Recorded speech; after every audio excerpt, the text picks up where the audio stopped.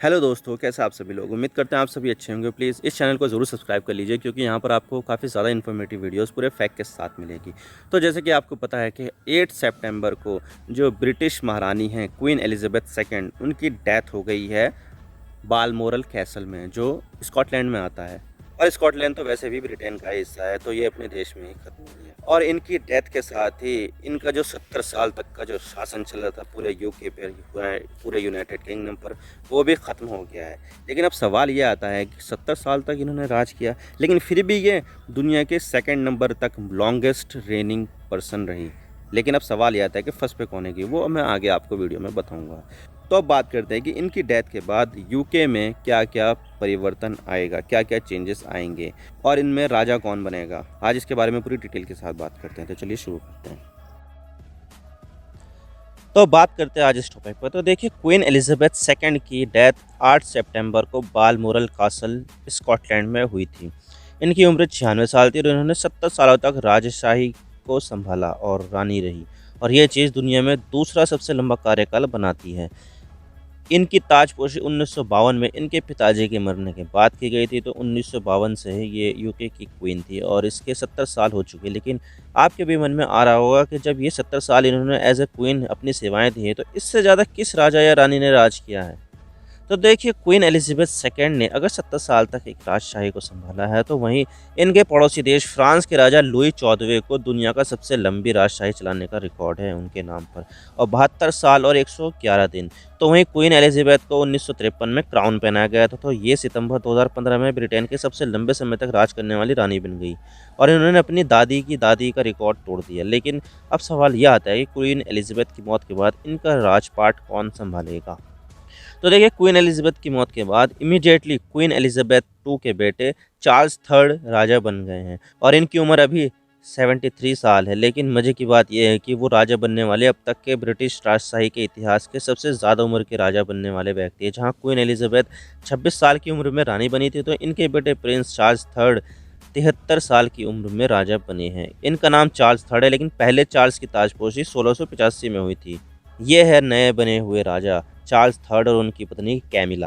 लेकिन अब सवाल यह आता है कि ब्रिटिश मोनार्ची की लाइन ऑफ सक्सेशन क्या है। तो देखिए, ब्रिटिश मोनार्की की जो लाइन ऑफ सक्सेशन है ना, वो या तो इनके पहले बेटे के ऊपर है जो विलियम है, या फिर इनके दूसरे बेटे के ऊपर है। लेकिन जैसे कि विलियम बड़े बेटे हैं, तो यहाँ पर जो विलियम है उनके ज़्यादा चांसेस हैं इनके बाद, चार्ल्स थर्ड के बाद राजा बनने के। उसके बाद आता है जॉर्ज, क्योंकि ये सबसे बड़े बेटे हैं। अगर जॉर्ज भी किसी परिस्थिति में नहीं बनते, तो शार्लोट, ये इनकी बेटी है जो दूसरे नंबर पर जन्म हुई है।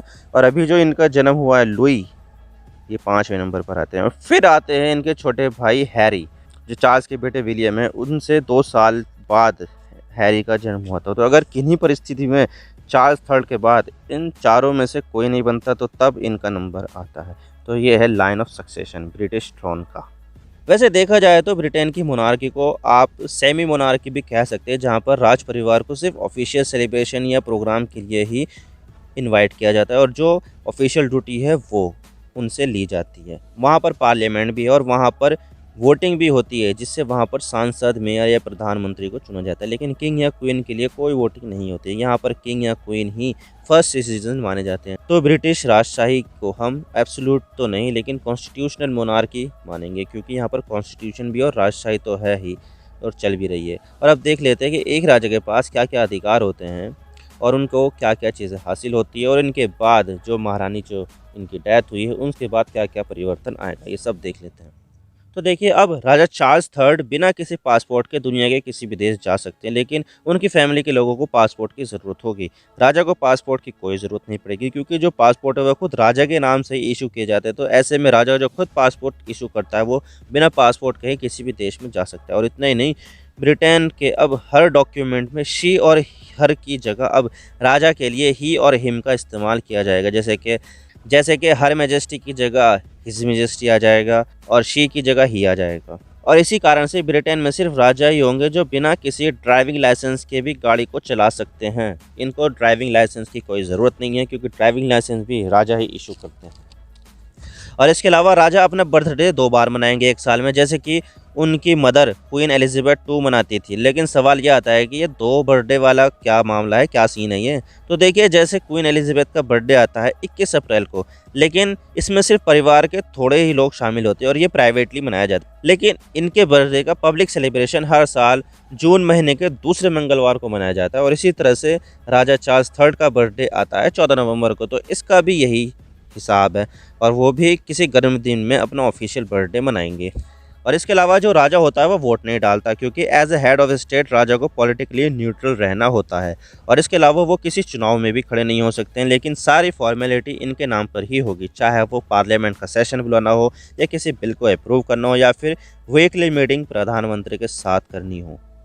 और इसके अलावा ब्रिटिश मोनार्की यानी कि राजा सिर्फ प्रजा के राजा ही नहीं बल्कि जानवरों के भी राजा हैं। 11वीं सदी से ही जो भी स्वान है यानी कि जो सारस है वो पानी में रहता है और वो किसी भी की भी प्रॉपर्टी नहीं है। तो ऐसे में जितने भी स्वान हैं या डॉल्फिन है या स्टर्जियन है या व्हेल मछली है वो सब राजा की प्रॉपर्टी मानी जाएगी। लेकिन ये सब इंग्लैंड और वेल्स में ही अप्लाई होगा। मैं आपको बता देता हूँ इंग्लैंड और वेल्स। तो देखिए, ये है यूके का नक्शा, ग्रेट ब्रिटेन का नक्शा है। इसमें अगर आयरलैंड को छोड़ दोगे तो बाकी सारी टेरिटरी इसमें जो दिख रही है वो यूके के हिस्से में आती है, जैसे कि नॉर्दर्न आयरलैंड, स्कॉटलैंड, इंग्लैंड और वेल्स। लेकिन यहाँ पर नॉर्दर्न आयरलैंड और स्कॉटलैंड को छोड़कर जो इंग्लैंड और वेल्स का एरिया है, यहाँ पर जो जानवर होंगे जैसे कि वो मैंने आपको बताया, स्वान हो गया, डॉल्फिन हो गई, स्टर्जियन हो गई और जो व्हेल मछली इसके आसपास रहेगी, इसके अंदर रहेगी, वो सब इसकी प्रॉपर्टी मानी जाएगी। किसकी? ब्रिटिश मोनार्की की प्रॉपर्टी मानी जाएगी, राजा की प्रॉपर्टी मानी जाएगी। और ये चारों देश मिलकर ही एक यूनाइटेड किंगडम बनाते हैं।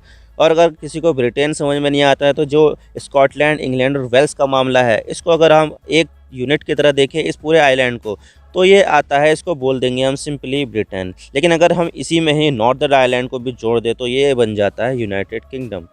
और इसके अलावा यूके के जो बैंक नोट होते हैं वो भी बदले जाएंगे, क्योंकि नोटों पर महारानी एलिजाबेथ II की तस्वीरें होती है। लेकिन अब वहाँ पर राजा बन रहे हैं प्रिंस चार्ल्स III। तो अब यूके के नोटों पर किंग चार्ल्स III की तस्वीर होगी। और इसके अलावा जो नेशनल एंथम है वो भी बदला जाएगा। पहले नेशनल एंथम में God save the gracious queen होता था, लेकिन अब जो होगा वो होगा God save the gracious king. और इसके साथ ही किसी पुरुष की आवाज़ में ये गाया जाएगा, जो पहले क्वीन के टाइम किसी महिला की आवाज़ में गाया जाता था। और इसके अलावा ये जो नेशनल एंथम है वो न्यूजीलैंड की नेशनल एंथम भी है और ऑस्ट्रेलिया और कनाडा की रॉयल एंथम है। इसके अलावा जो पासपोर्ट होते हैं उसमें क्वीन के नाम जारी होता है, लेकिन अब वो किंग के नाम जारी होगी और बाकायदा किंग का नाम पासपोर्ट पर लिखा भी होगा। और यहाँ पर जहाँ जहाँ पर हर मैजेस्टी करके लिखा जाता है किसी भी सरकारी डॉक्यूमेंट, वो अब हिज मैजेस्टी यानी कि किंग के नाम पर होगा। और इसके अलावा जो ओथ दिलाई जाती है सांसदों की, जो पार्लियामेंट में काम करते हैं या फिर जो भी चुनाव जीत कर आते हैं, उनको जो ओथ दिलाई जाती है वो एलिजाबेथ II के नाम पर दिलाई जाती है, यानी कि कोई इनके नाम पर दिलाई जाती है। लेकिन अब यहाँ पर आ गए हैं राजा